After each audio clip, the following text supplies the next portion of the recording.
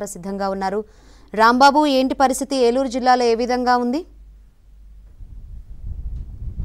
శంకరి, మనం చూస్తున్నాము మోంతా తుఫాను ప్రభావం అయితే తీవ్రంగానే కనిపిస్తుంది. ప్రధానంగా తుఫాను తీరాన్ని అయితే దాటింది, కానీ ఆ ప్రభావం మాత్రం ఇంకా కనిపిస్తుంది. ప్రస్తుతం మనం నర్సాపురం మండలం పెద్దమానివానిలంక దగ్గర ఉన్నాము. ఇది మనం ఉన్న ప్రాంతాన్ని నల్లి క్రీక్ ఏరియా అంటారు.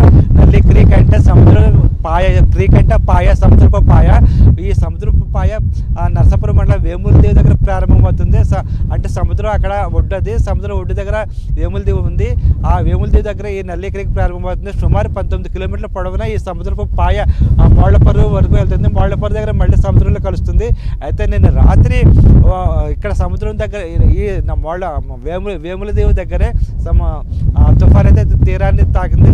దాని తర్వాత ఇక్కడి నుంచే భూమి మీద ల్యాండ్ అయింది. ఆ తర్వాత ఒకసారి సముద్రం ఎగిసిపడడంతో సముద్రపు నీరు ఒకసారిగా ఈ నల్లి క్రీక్లోకి చేరింది. మొత్తం ఈ 19 కిలోమీటర్ల పొడవున సముద్రపు నీరంతా ఈ నల్లి క్రీక్లో కట్టి సముద్రపు పాయలకు చేరడంతో ఈ పాయ చుట్టుపక్కల ఉన్న అనేక చెరువులు అయితే పూర్తిగా నీటిలో మునిగిపోయాయి. మనం చూస్తున్నాము ఇవన్నీ రొయ్యల చెరువులు. మొత్తం అంతా సముద్రపు పాయ. ఈ సముద్రపు పాయ అయితే కేవలం 200 మీటర్ల వెడల్పు మాత్రమే ఉంటుంది. కానీ మనం ఇక్కడ చూస్తున్నాము కిలోమీటర్ల పొడవులో ఉన్న రొయ్యల చెరువులన్నీ నీటిలో మునిగిపోయాయి. అంటే సముద్రపు నీరు ఏ విధంగా ఎగదనిందో మనకు అర్థమవుతుంది. అదేవిధంగా ఈ నల్లి క్రీక్ని ఆక్రమించి అనేక మంది అక్రమ రొయ్యల చెరువులు అయితే తవ్వారు.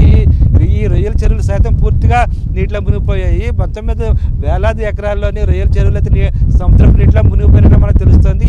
మొత్తం ఈ పంట అంతా నీళ్ల పాలైనట్లుగా మనం భావించాల్సి ఉంటుంది. దాదాపు 100 కోట్లలోని నష్టం ఉంటుందని చెప్పేసి అంచనా వేస్తున్నారు. ఇది సముద్రపు పాయ కాబట్టి ఎవరు ఏమన్నారు, అదేవిధంగా ఆక్రమించుకున్నా ఎవరు పట్టించుకున్న అన్న ఉద్దేశంతో అయితే కొంతమంది అయితే ఈ సముద్రపు పాయను ఆక్రమించుకుని అక్రమంగా రొయ్యల చెరువులు తవ్వారు. ఇప్పుడు ఫలితంగా ఆ రొయ్యల చెరువులు తవ్వడం వల్ల ఆ నీరు పైకి పూర్తిగా పోవాల్సిన నీరు అంతా ఎక్కడికక్కడ స్టాగ్నేట్ అయిపోయింది, ఎక్కడికక్కడ నిల్వ ఉండిపోయింది. ఆ చెరువులతో పాటు పక్కన ఒరిజినల్ చెరువులు అయితే ఏమన్నాయో, రిజిస్టర్డ్ ల్యాండ్స్ చెరువులు అయితే ఏవో ఉన్నాయో అవి కూడా దెబ్బతినే పరిస్థితి అయితే ఏర్పడింది. రైతులైతే గగ్గోలు పెట్టే పరిస్థితి ఏర్పడింది ఇక్కడ. ఎందుకంటేనేమో ఈ నల్లి క్రీక్ సంబంధించి పూర్తిగా సముద్రపు పాయ, ఇది సముద్రపు పాయ కావడం వల్ల సముద్రపు ఎగదన్నినప్పుడల్లా ఈ నీరు పైకి వెళ్ళే అవకాశం ఉంటుంది. కానీ ఆక్రమించడం వల్ల అయితే ఈ రైతులైతే నష్టపోయే పరిస్థితి అయితే ఏర్పడింది. ఇక మిగతా విషయాల పరంగా చూస్తే మాత్రం మనం చూస్తే మాత్రం ఇంకా తుఫాను ప్రభావం అయితే ఎక్కువగానే ఉంది. ప్రస్తుతం అయితే ఈ తుఫాను ఎక్కువగా ఏలూరు జిల్లాలో కనిపిస్తుంది. అయితే ప్రస్తుతానికి అయితే అక్కడ వర్షాలు పెద్దగా లేనప్పటికీ ఈదురుగాలులు అయితే వీస్తున్నాయి. అదేవిధంగా ఏలూరు జిల్లా మీద నుంచి తెలంగాణ ప్రాంతానికి ఈ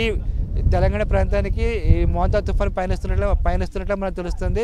ఏలూరు జిల్లాలో అయితే ప్రధానంగా చెట్టునపాడు, ఆగడల్లంక, బేవుడలు, ద్వారకా, తిరుమల, అదేవిధంగా జంగారెడ్డిగూడెం, చింతలపూడి ఈ ప్రాంతాల్లో అయితే ఈ తుఫాను ప్రభావం కనిపిస్తూ ఉంది. అదేవిధంగా అక్కడి నుంచి చూస్తే తెలంగాణ బార్డర్ మనకు ఉంది. తెలంగాణ బార్డర్ సంబంధించి అశ్వరాపేట, అదేవిధంగా సత్తుపల్లి ఆ ప్రాంతాల వైపు ఈ మోంతా తుఫాను పయనిస్తున్నట్లు మనకు తెలుస్తుంది.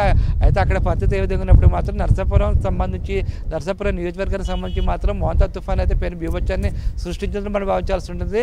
మొత్తం మీద అయితే ఈ తుఫాను వల్ల వేలాది ఎకరాల రొయ్యల చెరువులు అయితే దెబ్బతిన్నాయి. 100 కోట్ల రూపాయల పంట అయితే దెబ్బతిన్నట్టుగా మనం భావించాల్సి ఉంటుంది. ఇది ఇక్కడ ఉన్న పరిస్థితి. Shankari, right, thank you.